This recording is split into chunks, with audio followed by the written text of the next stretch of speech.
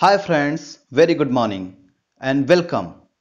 मैं हूं आपका फ्रेंड श्याम और आज की वीडियो में मैं आप में 3 ट्रिक बताऊंगा जो कि काफ़ी कठिन लगते हैं वैसे याद करने में। तो इसका एक कहानी के तौर पे या एक सेंटेंस हमने बनाया हुआ है जिससे कि वो सेट हो जाएगा कि मकर रेखा पर कौन कौन से स्थित देश हैं, कर्क रेखा पर स्थित कौन कौन से देश हैं, विषुवत रेखा पे कौन कौन से देश हैं और किस रेखा को कौन सी नदी 2 बार काटती है। तो आप इसको थोड़ा सा प्रैक्टिस करेंगे, बहुत अच्छी तरह से याद है। तो पहले देखते हैं मकर रेखा पर स्थित देश। तो इसका एक सेंटेंस बना है कि पानी में फिर से तुम मगर से बचाओ माँ अम्बा। यानी कोई व्यक्ति है, वह माँ अम्बा यानी हम लोग देवी माँ से, जो हमारी देवी माँ होती हैं, वो फंसा हुआ है पानी में और वहाँ मगरमच्छ हैं। तो कहता है कि पानी में फिर से तुम मगर से बचाओ माँ अम्बा। यानी पहले भी माँ अम्बा बचा चुकी हैं, फिर से उनसे प्रार्थना करता है। तो हम देखते हैं, पी ए से पराग्वे, एन आई से नामीबिया, एम ई से मेडागास्कर, फिर से फ्रेंच पॉलिनेशिया, तुम से टोंगा, मगर से यानी मकर रेखा से इसको रिलेट करेंगे। एस ए से साउथ अफ्रीका, ब से ब्राजील, चा से चिली, ओ से ऑस्ट्रेलिया, मा से मोजाम्बिक, अंग से अर्जेंटीना, बा से बोत्सवाना।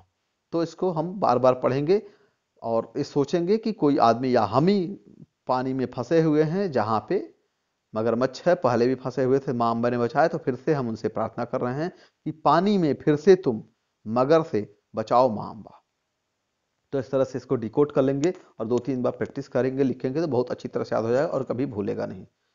क्योंकि परीक्षा में पूछा जाता है कि कौन सा देश मकर रेखा पर स्थित है और कई बार कहा जाता है कौन सा देश मकर रेखा पर स्थित नहीं है। अगर ये ट्रिक हमें याद रहेगी तो हम भूलेंगे नहीं।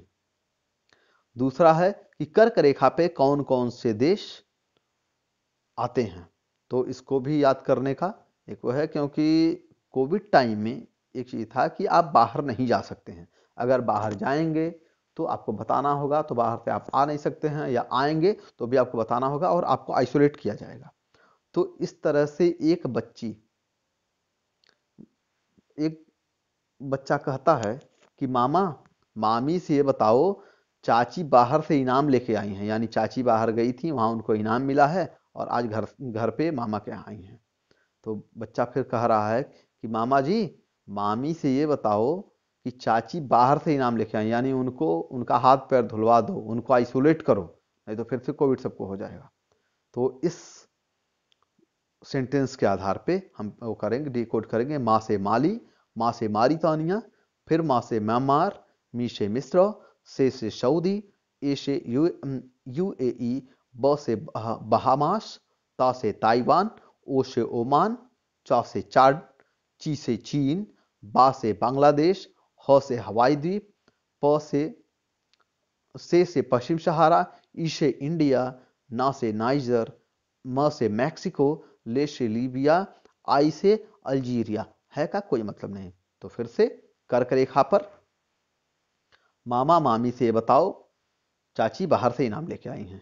आप इसको याद कर लें और देश का नाम हमें थोड़ा सा ध्यान रखना पड़ेगा कि किससे क्या पड़ेगा, तो वो सेंटेंस इस तरह से बन जाएगा कि कर्क रेखा पर कौन सा देश है।